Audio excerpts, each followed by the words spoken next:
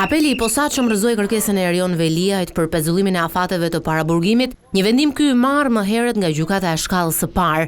Avokati Plarent Ndreca tha se vendimi ishte i pritshëm, madje një standard i normuar i gjykatave shqiptare, por paralajmëroi se do ta godas në kushtetuese. Nga sjellja një panderi e pëson edhe një i bashi panderë, që në këtë vështrimin tonë është një gjë absurde dhe antikushtetuese.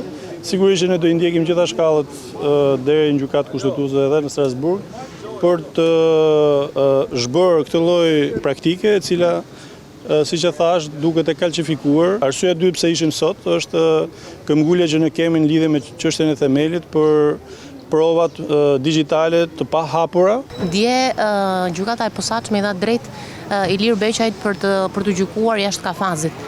A ju jep kjo një shpresë për të mbrojturin prej jush Erion Veliaj që mund ndodhe njëjta gjë?